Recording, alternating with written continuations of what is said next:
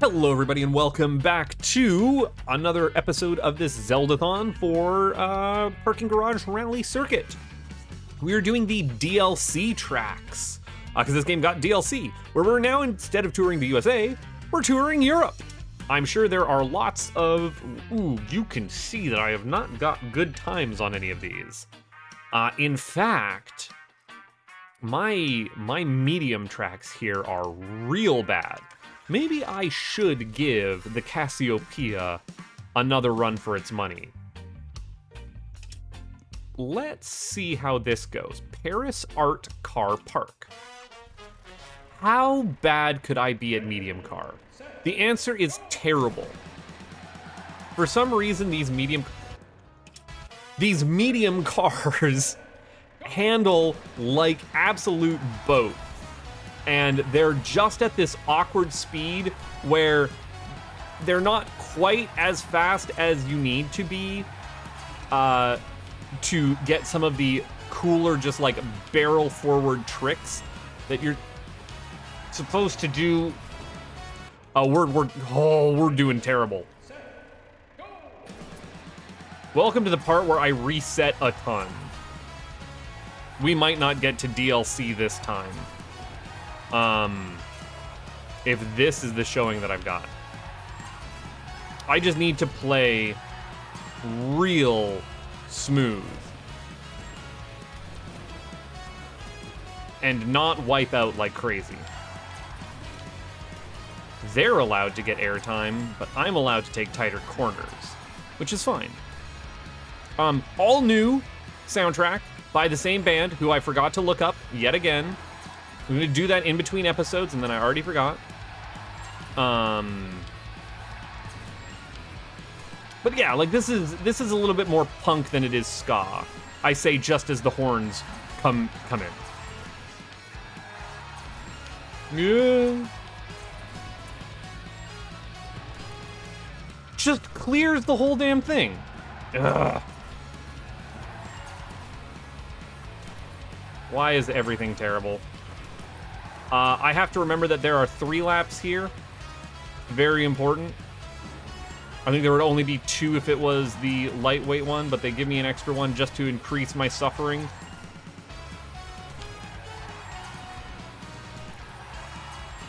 You can see what the developers' intended times were with these golds. That gets a little bit ridiculous on DLC tracks. Like, what am I, whoa!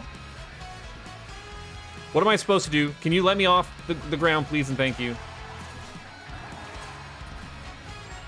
Yeah. I am not getting better than bronze, but I am doing better than the last time that I set. So, if only I hadn't taken that horrible tumble in the air. It's fine. We'll move on to Turin. Where is Turin? I don't actually know. This is such a cool track. Let's get some speed metal, yeah! As I immediately turn the wrong way, yeah! Let's also make sure that I hit that boost start. Now, the default behavior for the music is that it does not reset when you reset, because the game knows. The game knows you're gonna want to reset constantly. You get a bad turn, you don't let that play out. But I went into the options and said, actually, when I reset, please just start the song from the beginning, because each of these songs is basically tuned to be the perfect length for the track that you're on. And we're not racing around what would be a standard parking garage. We're actually racing it around the factory where these cars are being made.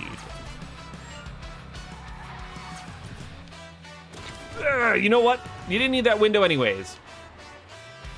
Surprise, there's breakable stuff in this game. We saw me barrel through someone, or one of the parking garage pillars at that San Francisco map, right? Hello? Hello. Yeah, I am so friggin' wide. I'm like, just a... Please, no. I can see myself coming up on me in the bottom there. I'm never looking at what the map actually is. God damn it. I was doing pretty good. Got some synthesizer doing arpeggios in the background. Hell yeah. Oh, I am so slow. Oh, and I clipped it the wrong way. This is a bad showing. This is also why I wanted to record the whole series, so that even if I screw up a race so horribly, it's not the end of the world. I just noticed there's a shortcut to get through this. Why did my speed get eaten? Oh, we're doing horribly here. Finish the race at midair. Woof. We can just move on to the Montpellier double loop. This one is always 4 times around the track.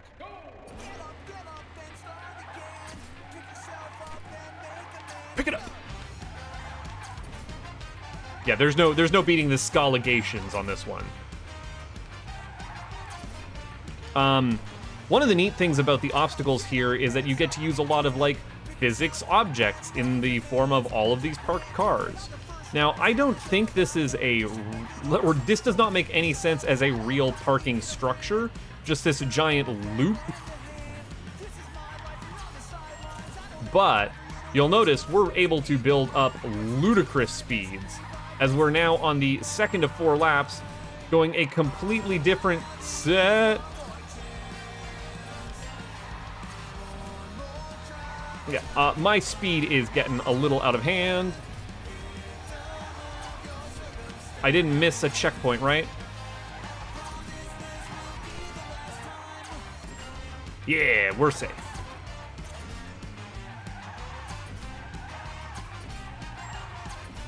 Please let me build my speed back up. The game really does expect you to go this fast, too, coming around here, because look at gold. It's amazing how slow 60 kilometers an hour feels when you're, like, blasting it up at 120. Oh, please stop dropping. Remember when I was talking about how cool it was to crash into all these physics objects? I meant it was cool for other people to do that, not for me. That's an other person. Physics objects! The problem with drifting to build up speed, which again does not make any practical real-world sense, is that you're constantly angling yourself away from the way you want to be going. Always be turning. Whoa!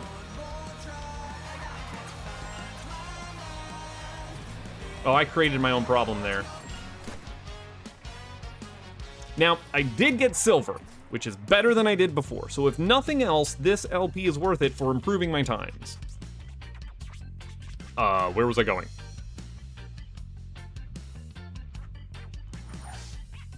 The Naples Cave Park. Naples the Echidna. Ready, set. See? Oh, now you know what? I've been playing games that are maybe more in line with Sonic than they are with Zelda. Does that make me wrong? No. It's the Sonic fans who are wrong. They should stop trying to rip off Zelda. And we're doing that again. If anything, this reminds me more so of, I want to say, one of the Mario 64 tracks. It can't be Yoshi's track. I think it's a DK track. You'll see when we get to the ending of it which exact part makes me think of it. This is really cool aesthetic for what it's worth. And we actually do have to crash through there.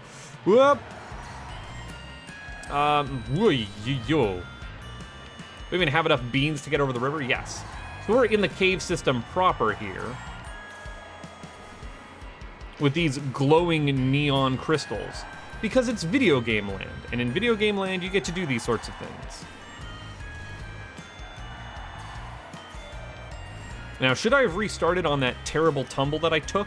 Yes. Am I doing that? No.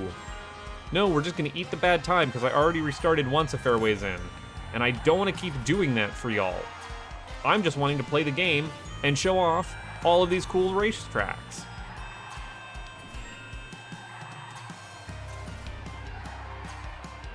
Yeah, I'm still gonna say, you know, Zelda tends to feature Epona races and other such things of the nature. This falls perfectly in line with that. We do have... you know what? I just have to go through this the one way. Doesn't necessarily have to be the correct way. Yeah, we do have stalactites falling down on us. Yeah, stalagmites come up from the bottom. Stalactites come down from the top. And we improved our standing. I'll take the silver. And now we are into York Castle Car Park. Oh yeah, speaking of render distance and jolly old England's fog. Fog, rain, and the inability to actually see things.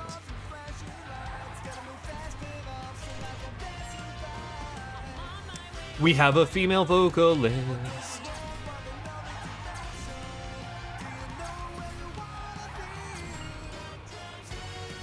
I am having a difficult time finding commentary and just enjoying the music right now. Right, I had started a conversation during the last episode where we were talking about schmovement, right? So you got your pseudo regalias, you've got your other things, even like Pizza Tower, right? Where the whole point is like moving fast and having really strong, like chained actions, where the level design itself, there is just getting through it, and then there is getting through it with style.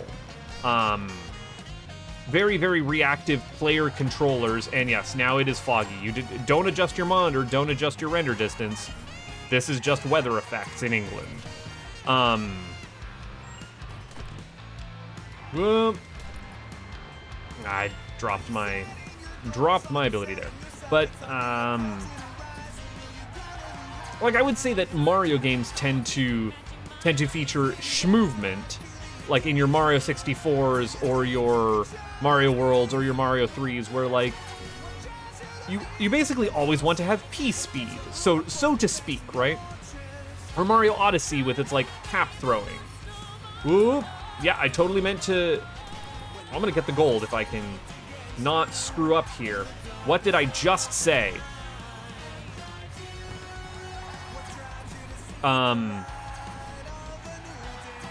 And certain games, when you... As I'm getting... I don't want to say, or as I get older, but, like, I have less and less patience for games that feel jank when you first put hands on them. Pressing buttons does not feel good, if that's what I say. And Sonic definitely does feel that way in some regards, where the momentum to get up and running, and then a momentum-based jump, and then you gotta skid and slow down, and this is the hell course. This might even fall in the same position as the San Francisco one. San Francisco Aquarium. But, like, I don't know. There's snappy and responsive controls that allow for a lot of finesse in movement, and every time I take one of those tumbles, it feels terrible. And then there is, and this game has that very, like, snappy. I feel exactly what I want to be doing when I'm drifting. It corners exactly like what I expect it to. Every time I make a mistake, it feels like it's my fault, and for running into a physics object like that and ruining everything. But then there are other games that just, they feel floaty. They don't control as nice. Usually it's down to floaty controls. I don't know what I was trying to do there, but I am way behind. which is unfortunate for me. It's floaty controls and even just something slow or like it's not juiced correctly. What even I'm just not taking that entire run. I know I was basically at the end, but I'm just not taking that. I was performing horribly. I'd already somehow managed to get silver on this one if my best is keeping up with gold.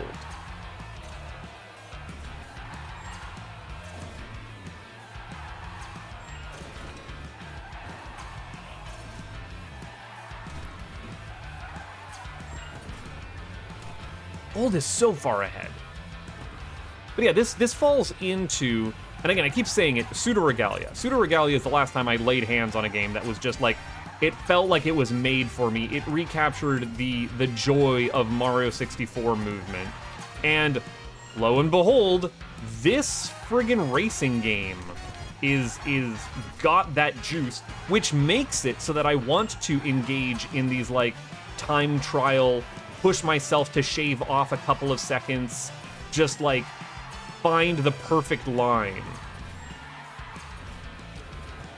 I need to not corner so aggressively there. And I have lost all speed going down a straightaway that I couldn't really do a whole lot with. And somehow my doppelganger has already bested me.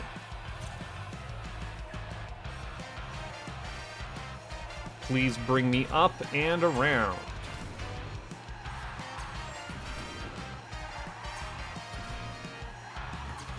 Don't ruin this for me.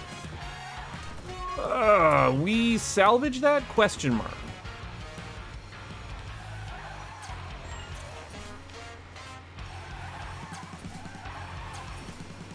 I'm going to get real quiet as I try and actually eke out a gold here. I am close to it. If I cannot do fucking that. Wow. I don't know why I opened my mouth on the internet. I want it known that like there is something called like the LP tax or the talking tax, where when you are trying to commentate and hold a coherent sentence, especially when you're doing so by yourself, you don't have a co-author here with you to be able to discuss things with.